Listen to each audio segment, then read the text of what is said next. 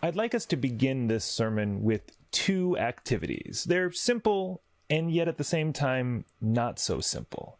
The first one is simply answering a question. Now, I want you to actually answer this question, not just in your head, but somehow out loud or to the people around you. This means if you are joining us for worship in the nave, you can turn to the people around you and you can share your answer with them. If you are worshiping online, you can drop your answer in the live chat over on YouTube. Or if you're watching this sermon sometime later after Sunday morning, you can leave your comment in a YouTube comment down below as well. So now we all know how to participate. Here's the question. In one word, how would you describe Jesus? One word. Take a moment to think. In one word, how would you describe Jesus? And when you have your word, share it with the person around you. Share it in the live chat, in a comment. In one word, how would you describe Jesus? Or, in Jesus' own words, this question is really, who do you say that I am? Now, this sermon is pre-recorded, so I can't ask you to share with me what your one word is and repeat that back, but I'm guessing we've heard and we've read words like love, justice, compassion, forgiveness, salvation, Emmanuel, and so many more. The one word that you would use to describe Jesus. Now, hold on to that word, stick it in a pocket, keep it somewhere close. We're going to come back to that a little bit later. Now time for activity number 2. This one is an audio illusion. You've heard of optical illusions, but this is an audio illusion. And I first found this on TikTok, of all places. So I just want us to try it out. You're going to hear something, and then you're going to need to be looking at something, and there'll be some words on screen here. If you aren't able to see the screen and you're in the nave, if you open to the inside front cover of the bulletin, you'll see 4 words or phrases inside a box. And just look at these words, and look at one of them, I should say, and listen to this. And what do you hear? Okay, let's try that one more time, and this time look at a different word, the same sound. Here we go. Okay, let's move on to a third word. Take any of those words or phrases. Here we go again. And one more time, just to try them all. What do you hear? Now you're probably asking, was that really the same sound all 4 times? Yes, it was. This simple audio sound, when you are looking at these 4 words or phrases, it causes you to hear whichever one you're looking at. If you're looking at green storm, you're going to hear it say green storm. But if you're looking at brainstorm or brain needle or green needle, you're going to hear that phrase. We're all actually hearing the same thing, but because we're looking at something different, we end up perceiving it differently.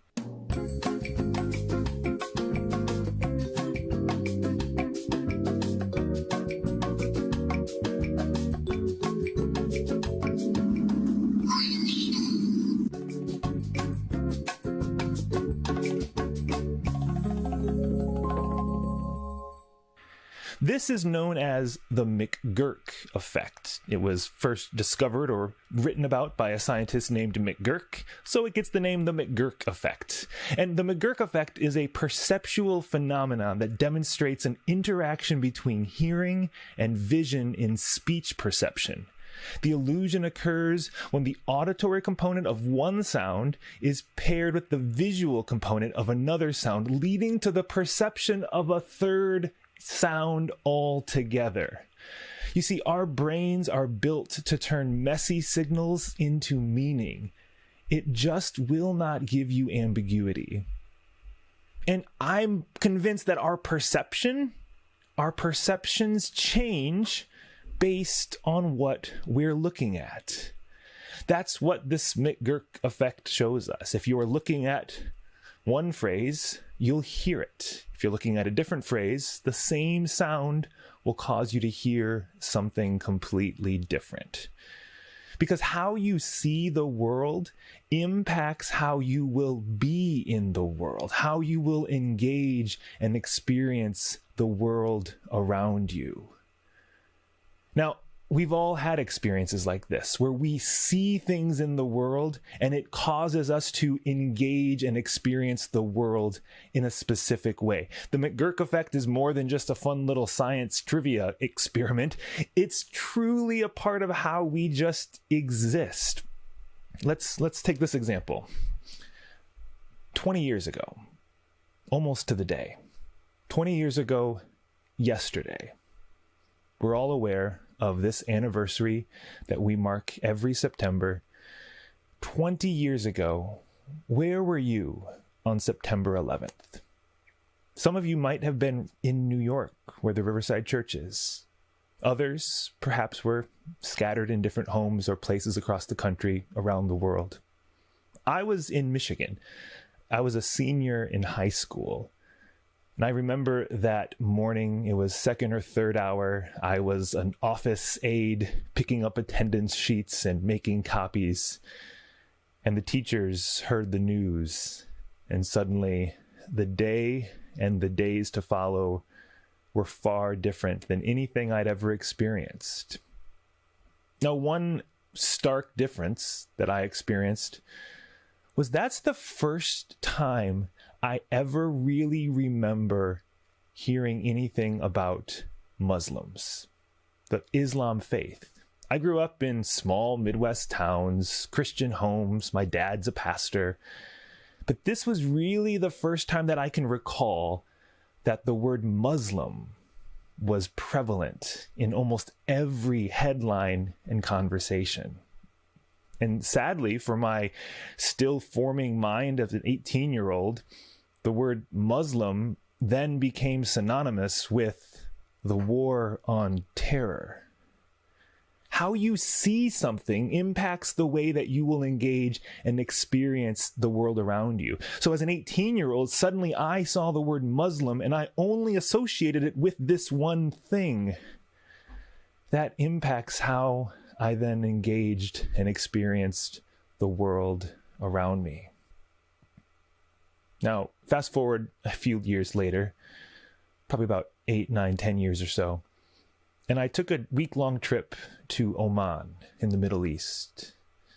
I was staying with Michael Boss, who was a missionary there at the time. He's now the senior minister at Marble Collegiate Church in New York. And Michael showed me around Oman.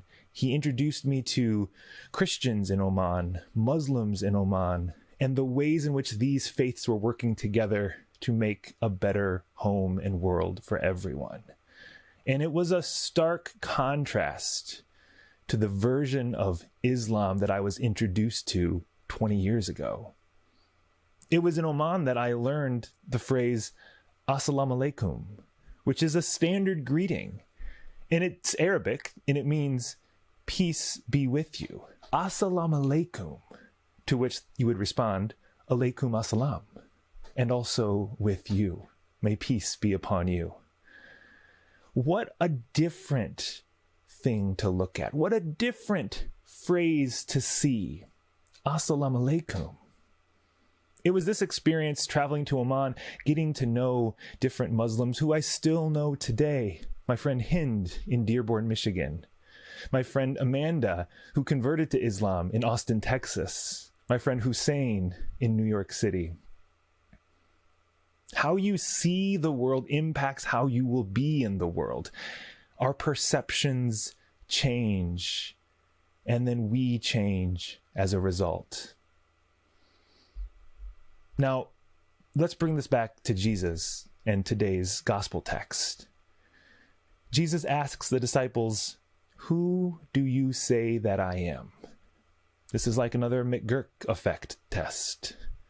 What do you hear when you're looking at me? Jesus asks. How has your perception changed? You used to see me one way, but how do you see me now? The disciples, well, they respond, well, some people say that you're Elijah. Some people say you're John the Baptist. Jesus is like, my cousin? Really? No, I'm not John the Baptist. Others say you're one of the prophets. There are many different perspectives that people had of Jesus. But Jesus makes it personal. Who do you say that I am? And it's here that we have Peter offering a moment of clarity. You're the Messiah. No, I don't think Peter entirely knew what Messiah meant from Jesus' understanding, because even if we get the right answer, we still might project our own biases upon it. But in the midst of these different perspectives, Peter lands on something: Messiah. Because how you see Jesus will impact how you will then be Jesus in the world around you. Our perspectives are changing. We are changing. We hear different things when we look at the same object. What do you see? What do you hear when you look at Jesus? How has your perspective of Jesus changed? In his book, A Generous Orthodoxy, Brian McLaren writes about the 7 Jesuses that he has known. He kind of does a survey of his faith life and recognizes 7 different kind of encounters with faith communities that all showed him a different version of Jesus. Again, we're at the McGurk effect, where it's the same Jesus, but if you're looking at it a different way, you might hear something completely different. He talks about the conservative Protestant Jesus. And this Jesus was just born to die.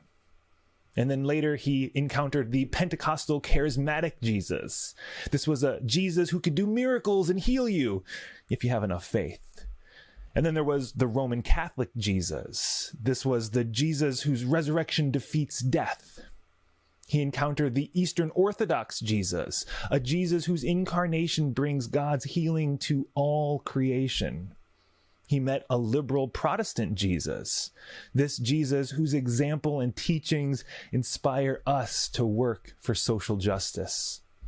Brian met an Anabaptist Jesus, a Jesus who wants disciples who model lives of love and peace. And then Brian met a liberation theology Jesus, a Jesus who inspires activists to confront unjust regimes in our world. Now, it's not that any one of these Jesuses is the only one. The reality is we live with a pastiche of all of them. But the most important thing is to recognize that the way in which you see Jesus will impact the way that you will then be Jesus in the world around you. Perhaps you've had similar encounters with different Jesuses throughout your life of faith. I know I sure have. I grew up in a home very much with that conservative evangelical Jesus, a Jesus who was born to die and take me to a spaceship called heaven someday. And now here we are at the Riverside Church, very much a liberal Protestant Jesus, inspiring us to work for social justice. What Jesus do you see? And who does that inspire you to be? Because this is perhaps what's most important. When Jesus asked the question, who do you say that I am? That was a good question to help the disciples understand the identity of Jesus. But I think more than that, it's essential in understanding their mission as well. Because who we see Jesus to be then reflects on who we are to be. The identity of Jesus impacts the mission we are called to do. Because when Jesus calls us to be his disciples, his followers, the word Christian means a little Christ. That means that people will see Jesus in us. God has hands. They're attached to your wrists. God has a face. It looks like the one you see reflected back in the mirror and in the person sitting near you. So what Jesus do people see when they look at you? It's like the McGurk effect again. If we were hearing that sound and they're looking at you, what word would they hear? Or let's just bring it back to your one word from the beginning. Pull that out of your pocket. What was your one word that you would use to describe Jesus? Well, how can that word also describe you? What can you do to embody that word? What can you do today? Let's put it there. It's one thing to say, what could I do later this week, this month, in my life? What can you do this day to embody that word you chose when you see Jesus?